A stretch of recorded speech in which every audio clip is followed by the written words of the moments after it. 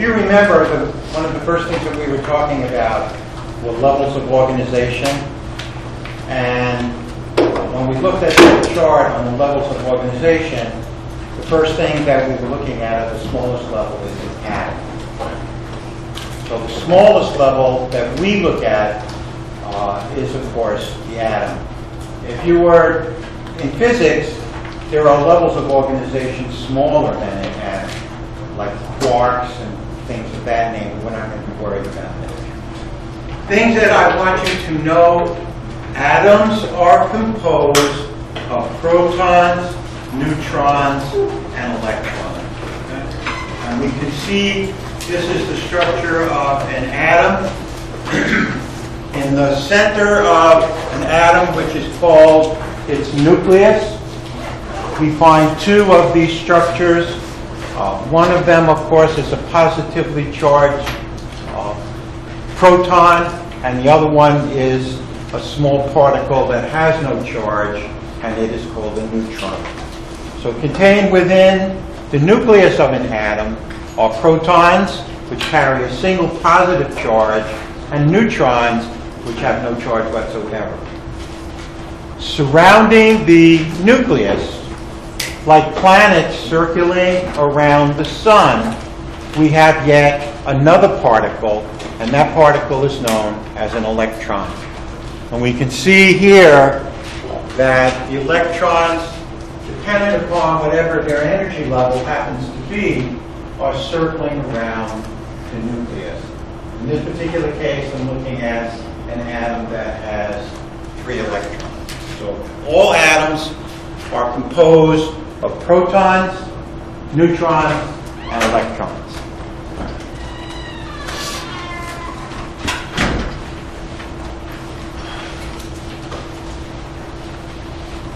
Just to review one last time, and I want to go over this with you. So if we have 3 particles associated with an atom, I have 2 found in the nucleus. One is a proton, has a single positive charge, and it has an AMU, or an atomic mass unit, of 1. That's 1 atomic mass unit. Also contained within the nucleus is a neutron. A neutron is a particle. It has mass, and it has an atomic mass unit of 1, but it carries no charge whatsoever. Circling around the nucleus are electrons. Electrons have no mass, but they carry an electrical charge of -1. And you go, how could something not have any mass?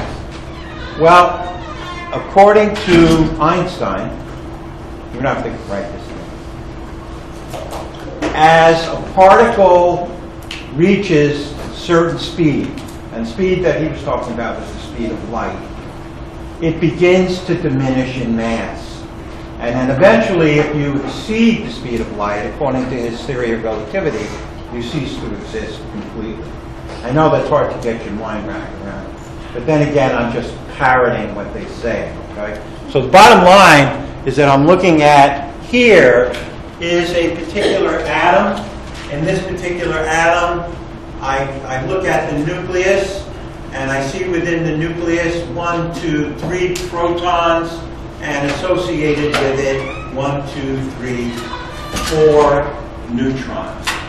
If each of these units within the nucleus have 1 atomic mass unit, this particular atom would then have an atomic mass of 1, 2, 3, 4, 5, 6, 7.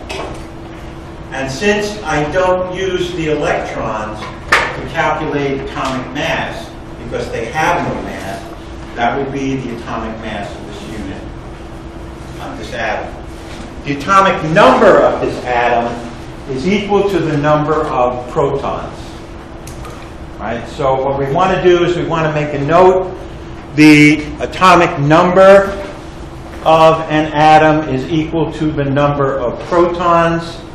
The atomic mass of this atom is equal to the sum of the number of neutrons and the number of protons.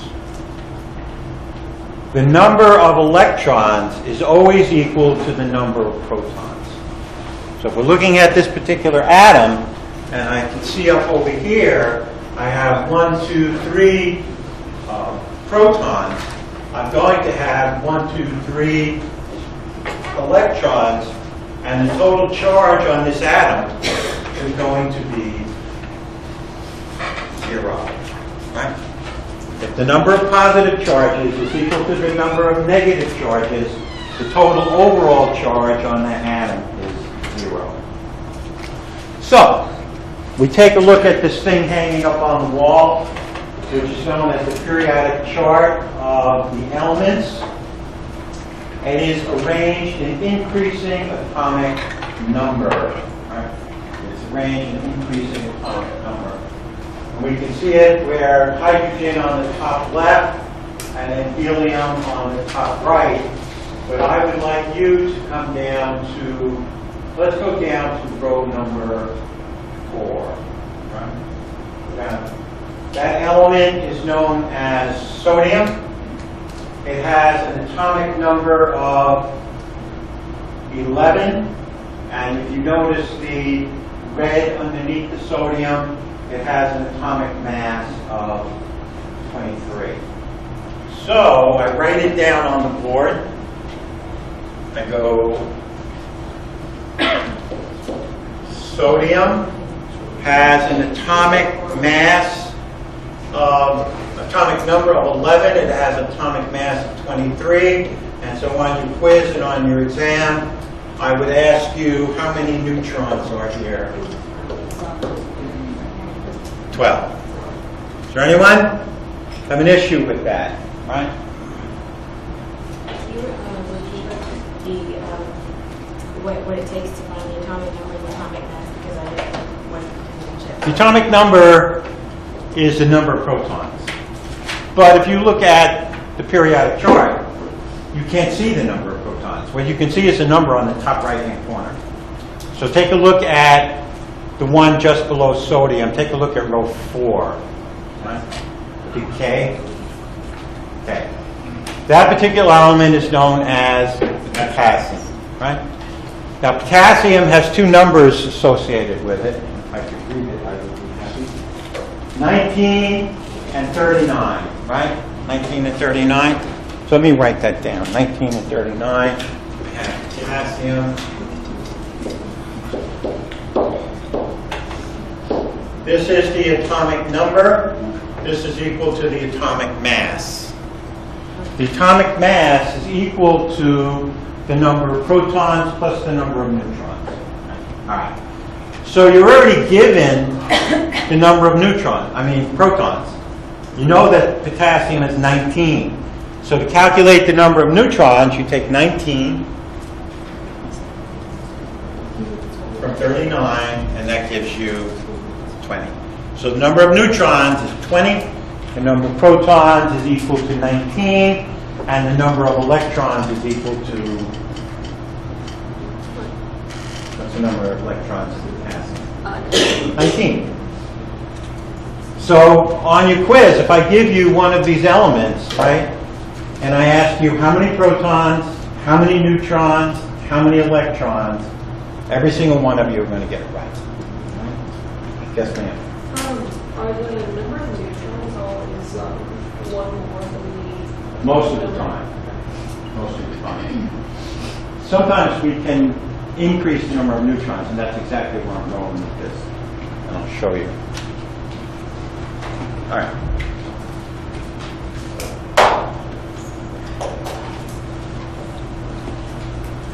All right, this is just a periodic chart. There is something I want to show you. If you were to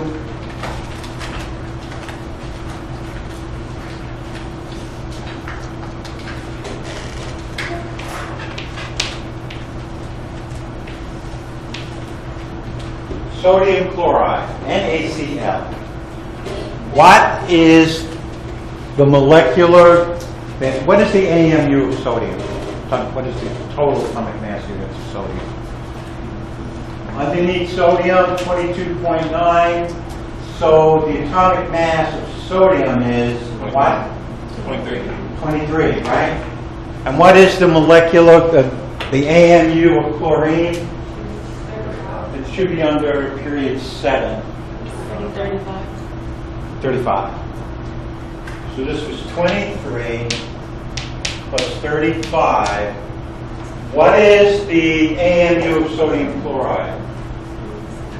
So you take 35 plus 23, right? 8 is 58.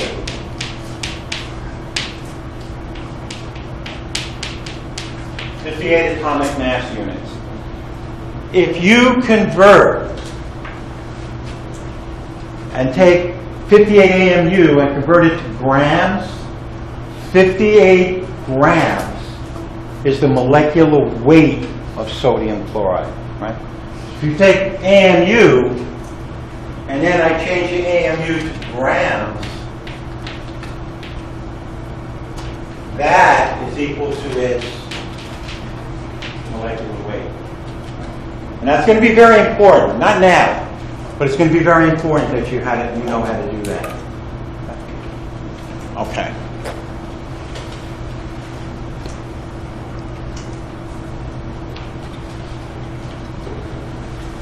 And this is what you were talking about before, a moment ago.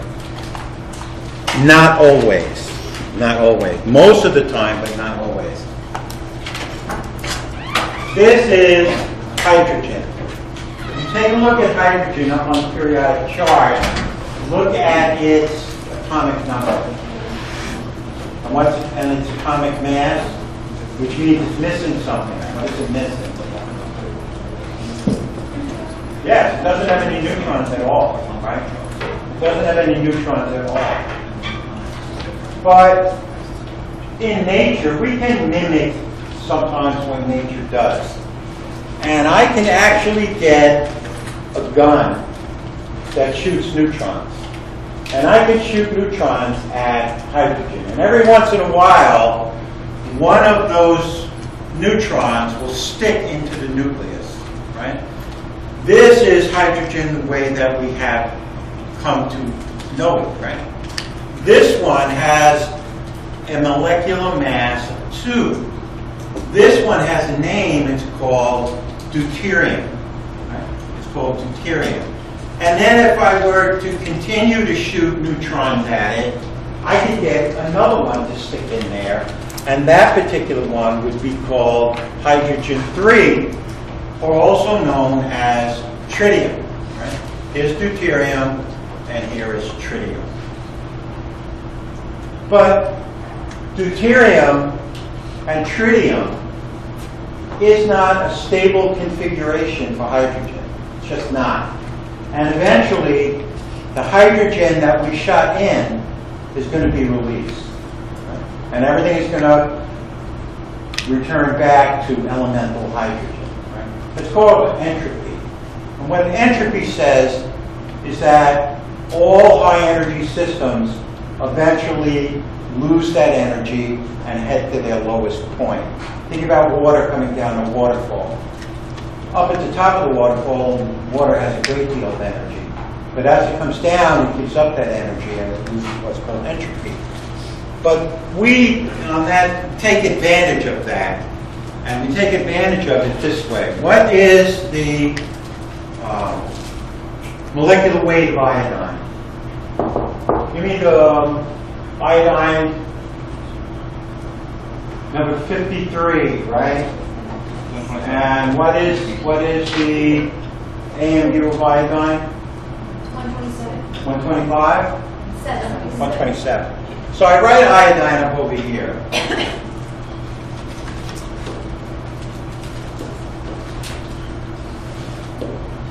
And what is its atomic number?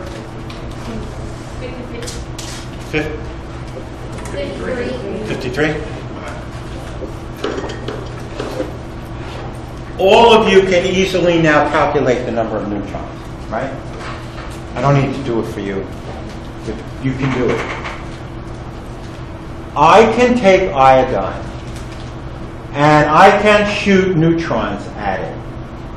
And eventually, I could shoot so many neutrons that I now have something that looks like this. I-53-131. Right? Atoms, an element, I should do it this way. An element that has varying numbers of neutrons are called isotopes. Right? Hydrogen 1, hydrogen 2, and hydrogen 3 are isotopes of each other. They have varying numbers of neutrons. Hydrogen 1 has none, hydrogen 2 has 1, and hydrogen 3 has 2. Right? They're isotopes of each other. But remember what I said. I said that as you add neutrons, the atom becomes unstable, and it gives up those neutrons. We can read the loss of those neutrons because that isotope is said to be radioactive. Right? And so what I can basically do, and let me explain, I don't know if this is going to let me draw or not, but not be close enough.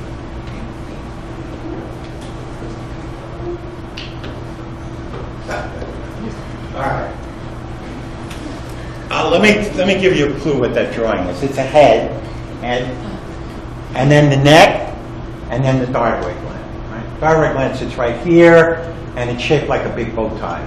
Right? It's got a big piece that comes up here, a big piece that comes up over here. Your thyroid gland collects iodine, right? And it takes that iodine and it converts it into a hormone known as thyroxine. But sometimes people develop a nodule on their thyroid gland. Sometimes that nodule can be cancerous, right? Most of the time a nodule on the thyroid gland is benign. Most all of us have like lumps and bumps on our thyroid gland.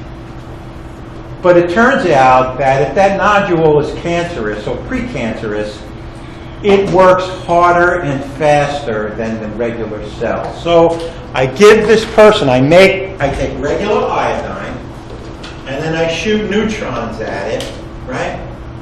And I make it into iodine 131. I then give this person a glass full of water with some iodine 131 in it, and it collects in their thyroid gland, except in the areas where there may be cancer, it collects more. It'd be easier if I did it here. So if I have a thyroid gland, and I give you I-31, and then I take, remember, it's radioactive. So it's giving up its neutrons, right? So you have the thyroid gland, you take a piece of photographic paper, put it over the thyroid gland, and then as the neutrons leave the thyroid gland, they expose the photographic paper. If you are fine, it'll be uniform in color. But if it has an area that's much denser, that's indicative of that there is what's called a hot spot on the thyroid. That does not necessarily mean it's cancerous, but it was something that they need to investigate. These are called radioisotopes, right? There are many medical radioisotopes out there.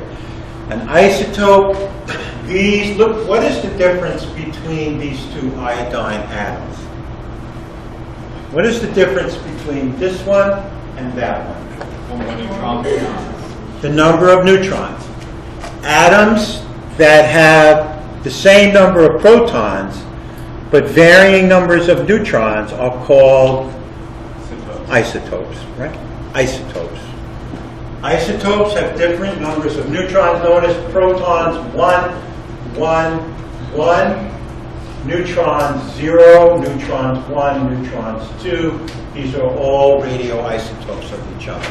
Right? All radioisotopes of each other. Sometimes if you read some of the stuff out there, some of the things they're doing with radioisotopes are ingenious. They can actually make a substance and make it highly radioactive, and then give it to you, and it's collected by an organ, and only that organ, and then the radioactivity in that drink destroys the cancerous cells in that particular organ. So there's a lot of different uses on radioisotopes. Differing number of neutrons. All right. Question? Anybody? A question? Nope? Okay. I'm not going to get too far into orbits and shells. It's just not that important in this class. When you do your chemistry class, you will. Right? And you learn how electrons fit into different orbits. Electrons form bonds between atoms. That's key. Electrons form bonds between atoms. Now, electrons are arranged in energy levels called shells or orbits. So here is my nucleus, right?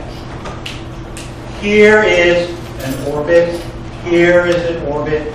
This is called the 1s orbit. This is called the 2 orbit. This is called the 3 orbit.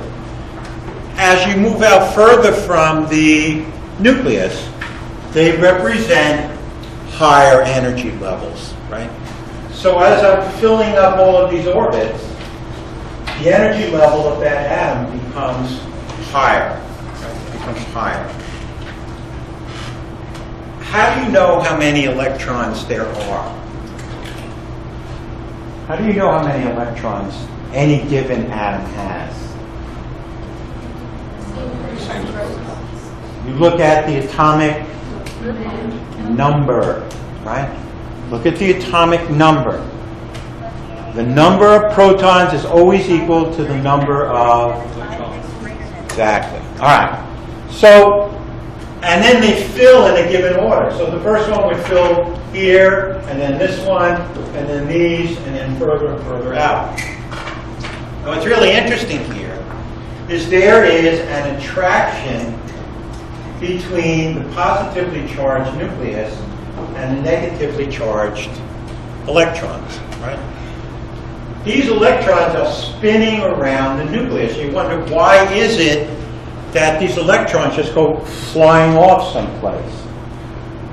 Right? Because there's a lot of centrifugal force. They're just spinning around. Something is holding them in place.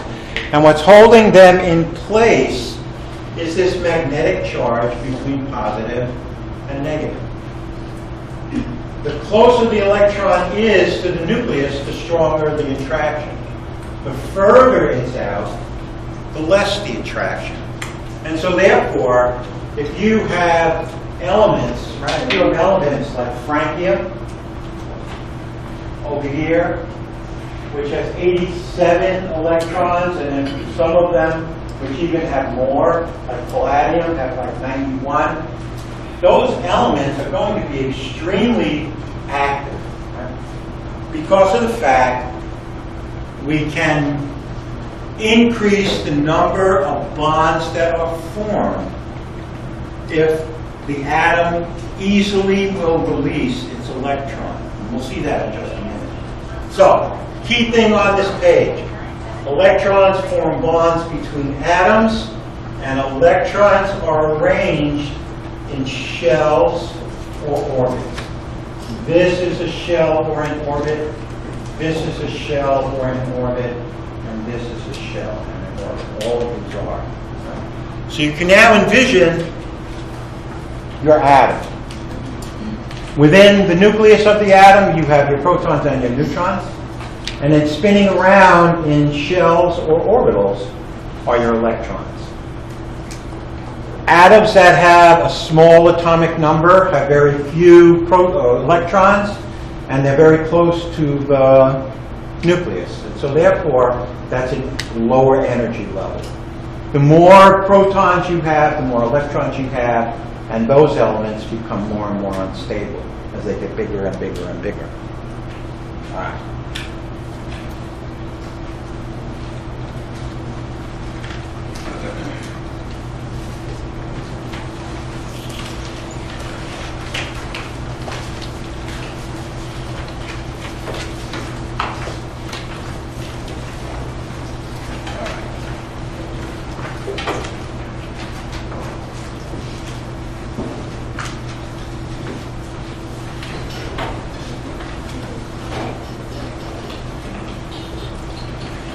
first thing we're looking at are chemical bonds. Why am I studying chemical bonds in the first place? Bonds capture energy. So let me show you something.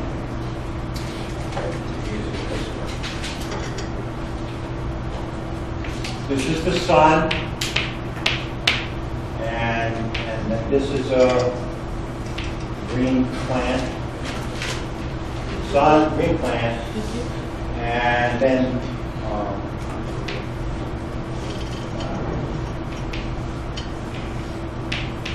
that's a cow.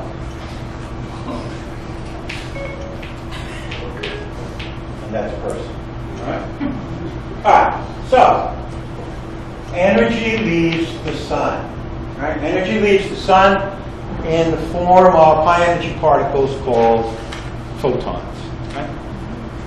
The energy strikes the green plant. And what the green plant does is it takes carbon dioxide and water, and using the energy it got from the sun, it makes something called glucose, C6H12O6. So it captured the energy from the sun and it made it into chemical bonds. And those chemical bonds have trapped the energy in something that we call glucose. This is the simplest way of looking at it. Now, that glucose is here in the plant, right? Here in the plant. This cow needs energy to live. So what the cow does is the cow eats the plant. And it takes the glucose which is in the plant, it breaks down the glucose, and then the glucose releases the energy, and the cow has now energy to live. That's how it all works out. So bonds capture energy. The energy we're talking about here is energy from the sun. Right? It's the energy from the sun that is the ultimate source of energy here on this planet. And that's where everything living on the planet is going to get its energy to live. And we sit at the top of the pyramid. Right? We can either eat the green plant or we can eat the cow. In either case, it doesn't really matter because that gives us energy to live. We will take the energy stored in these chemical bonds, we will convert it to a substance called ATP, and ATP is the gasoline that keeps us going, called adenosine triphosphate. That's what bonds do. That's what bonds are so extremely important. So, bonds capture energy. The other thing that bonds do is they link atoms together, right? They link atoms together. There are three types of chemical bonds. There are ionic bonds, covalent bonds, and hydrogen bonding. Those are the three types that are out there. Sometimes if we join atoms together, we call them molecules. For instance, if I were to take two atoms of hydrogen, bind them together, that would be called a hydrogen molecule. Sometimes we don't call it a molecule, we call it a compound. And we'll get into that and why we do each later on. If I take an atom of sodium and I bind it with a bond to chlorine, that is going to be a chemical compound. Salt is a chemical compound, it is not a molecule. But H2 would be a molecule and not a compound. You're not going to have to worry about identifying things as compounds and molecules. We'll do that in chemistry, and not here. So, bonds capture energy, bonds link atoms, three types of bonds: ionic bonds, covalent bonds, and hydrogen bonds. Now we're going to learn what makes each one work.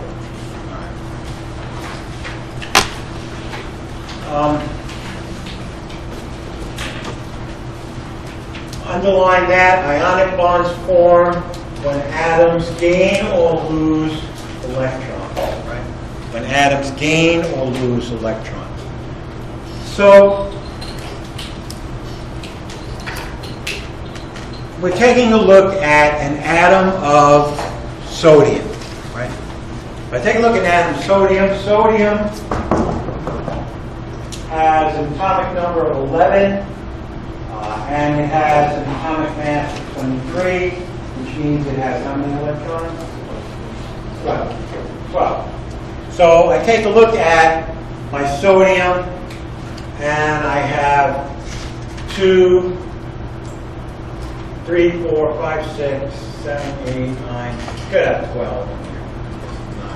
That's okay. Oh, I see. Didn't left one out there. Doesn't matter.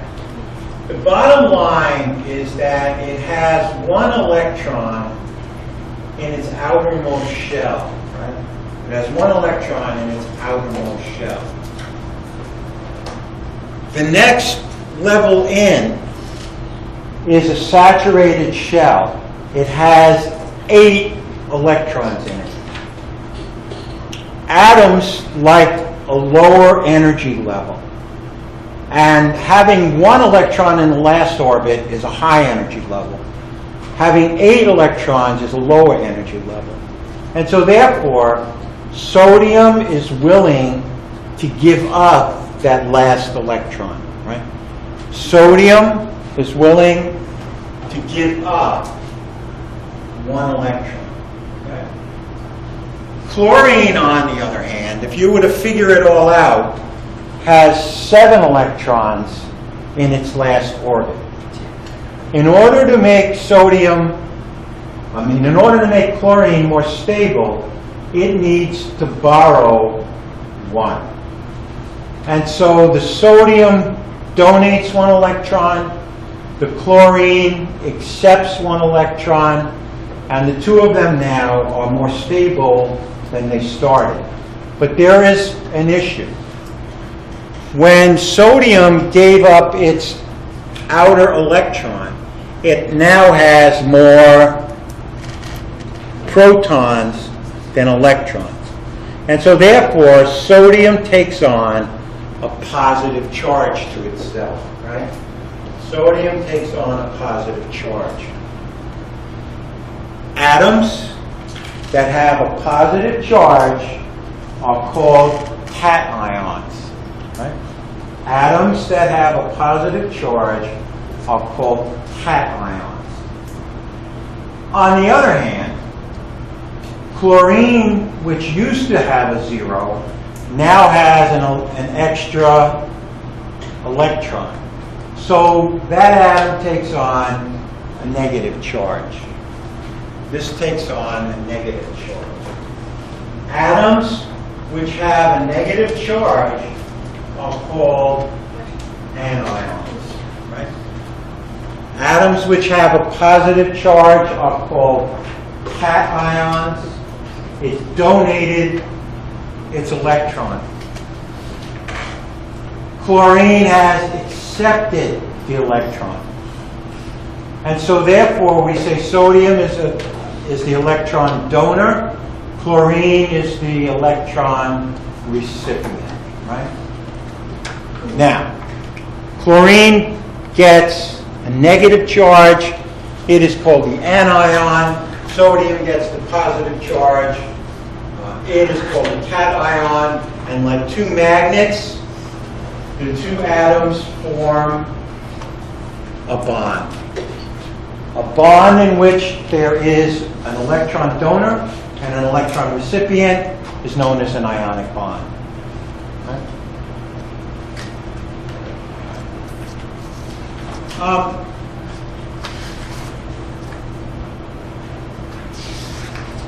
Any questions with this at all?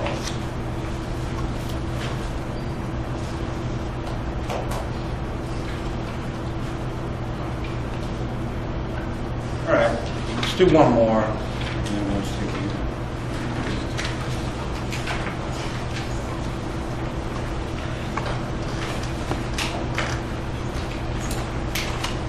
here. Here are a list of some of the important anions which are found in the body. I'm not going to test you on this, but these are just some we will talk about over and over and over and over again. and that these are sodium, potassium, and calcium, and then some of the more important anions are chlorine, the bicarbonate ion, and the phosphate radical. Here, which is really kind of interesting, we hear this so often, which are free radicals. Right? Free radicals. And a free radical is where you have a joined pair of atoms, but there are still unpaired electrons. Right? There are still unpaired electrons. And we call this type of a structure a free radical. Free radical. Antioxidants, what they do is they take up these electrons and then they carry them out of the body. And so a lot of times you hear them talking about antioxidants, or talking about free radicals, and we'll talk a lot more about that a little bit later on in the week. All right, so that's going to bring, there's something I want to do and then I'm going to let you go. I want to come back here, and I want you to write oxidation is loss and reduction is gain. Right? Oxidation is loss and reduction is gain. So, which one between sodium and chlorine, which one is exhibiting loss? Sodium. We say that sodium is oxidized, right? We say that the sodium is oxidized. Which one is gaining? Exactly. And we say the chlorine is reduced. And you can never forget it, because if you write down the sentence, and you're going to see it again, it's oil rig. Oil rig. Oxidation is loss, reduction is gain.